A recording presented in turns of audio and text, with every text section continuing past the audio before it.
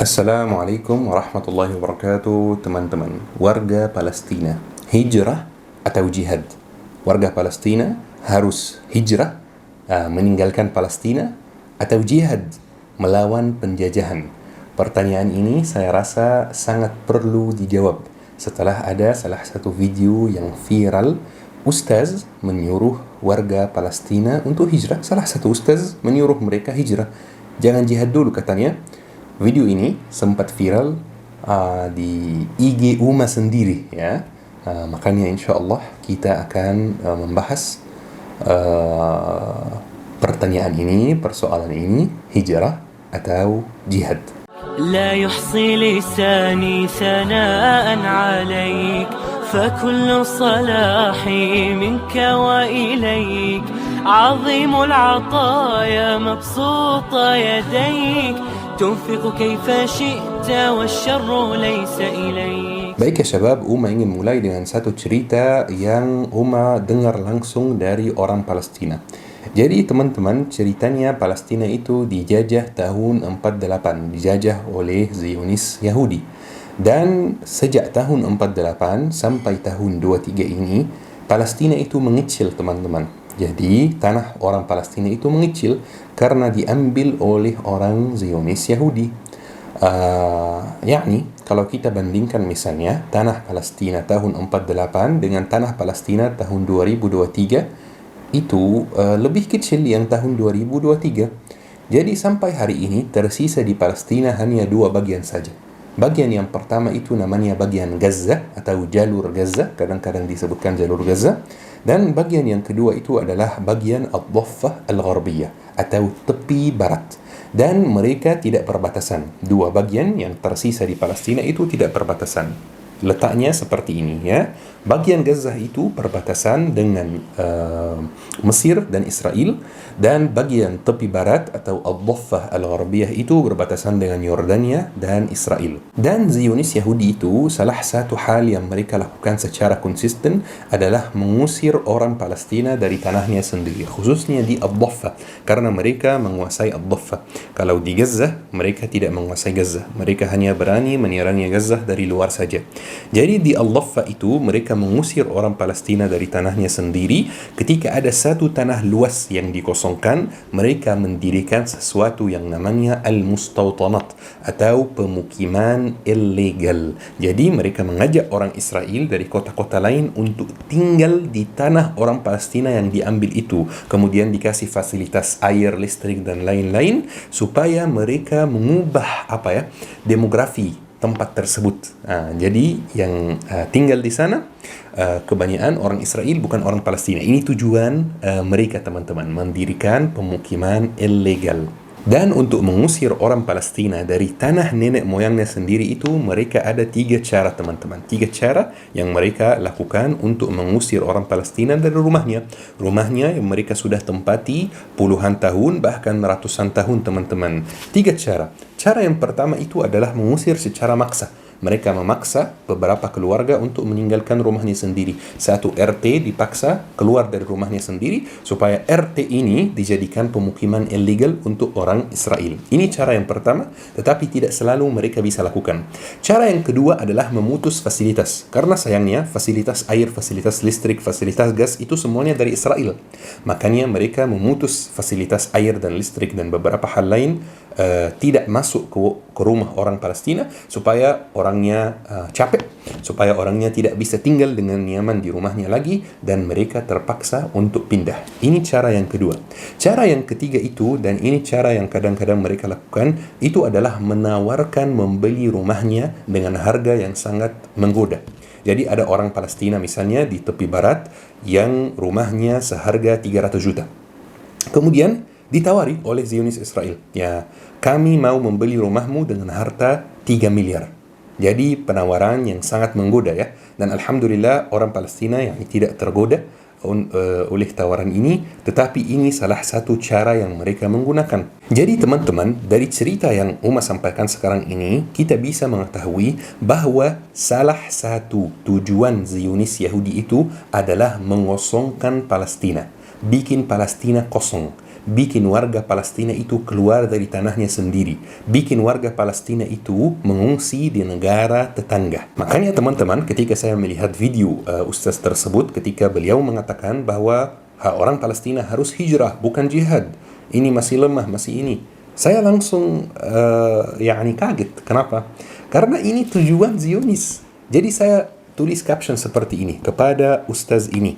Israel sangat senang dengan statement Anda. Israel sangat berterima kasih kepada Anda. Karena narasi tersebut teman-teman sangat disukai oleh Zionis Israel. Mereka memang tujuannya adalah mengosongkan tanah Palestina. Dan jujur saja, saya takut beberapa orang yang terpengaruh oleh statement beliau. Kenapa? Karena penyakit kita umat Islam sekarang itu namanya ghulu, yaitu berlebihan. Jadi kalau saya cenderung ke aliran tertentu, saya ghulu terhadap aliran tersebut, maka apapun yang dikatakan oleh ustaz-ustaz aliran tersebut, saya setujui dan saya terima tanpa mikir. Dan sebaliknya juga, ya. Jadi saya takut beberapa dari teman-teman terpengaruh oleh statement beliau.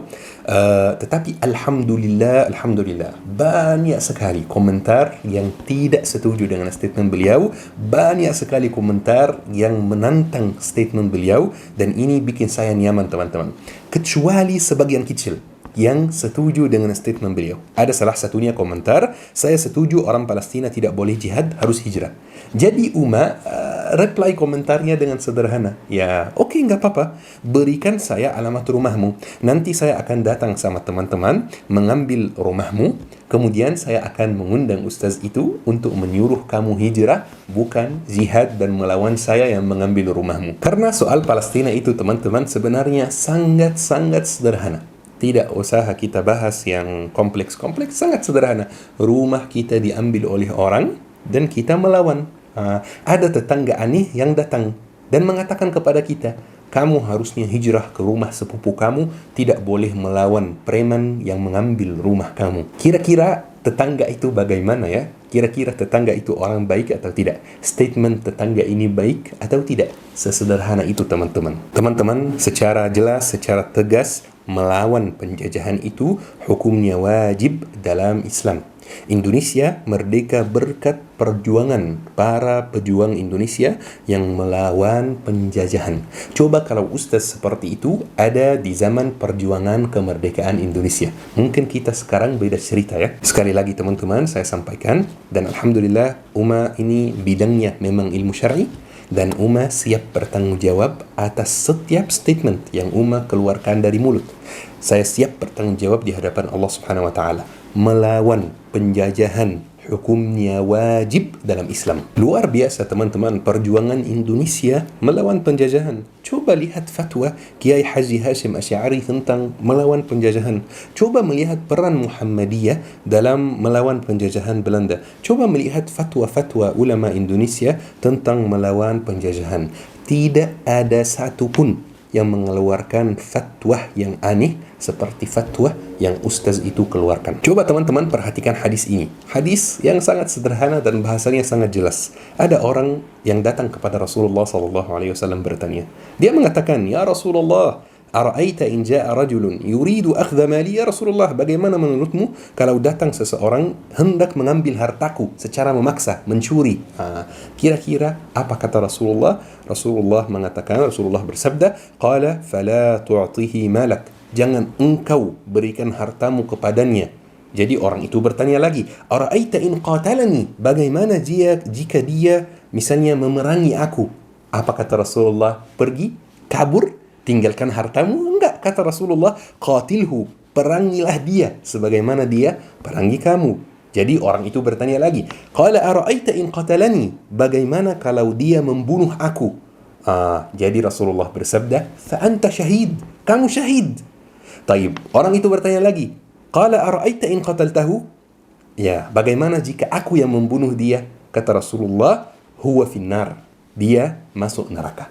Sangat jelas hadisnya teman-teman. Sesederhana itu teman-teman. Saya selalu menyampaikan bahwa soal Palestina itu, subhanallah, masya Allah, bisa membedakan antara muslim yang akidahnya lurus dan antara muslim yang akidahnya ternodai. Teman-teman, semoga insya Allah saudara kita di Palestina dikasih kesabaran, dikasih kelancaran, dikasih kekuatan untuk menghadapi apa yang mereka alami sekarang. Sangat sulit ujian ini teman-teman. Saya pesan kepada teman-teman agar selalu mendoakan mereka setiap hari. Ayo kita rutinkan doa untuk saudara kita di Palestina. Doa itu kata Rasulullah, silahul mu'min, senjata orang mukmin. Ayo kita gunakan senjata yang Allah Subhanahu wa taala berikan kepada kita, yaitu doa. Kita doa di sepertiga malam, di qiyamul lail, di salat, setelah salat, sebelum salat, antara azan, antara iqamah, kita berdoa kepada Allah Subhanahu wa taala agar saudara kita di Palestina diselamatkan. Syukran teman-teman, semoga kajian hari ini bermanfaat. Subhanakallahumma bihamdik, asyhadu an la ilaha illa anta, astaghfiruka wa atubu ilaik. Syukran, wassalamualaikum warahmatullahi wabarakatuh. تعلمت عنك الكثير فأرجو استقام الخطى والمسير.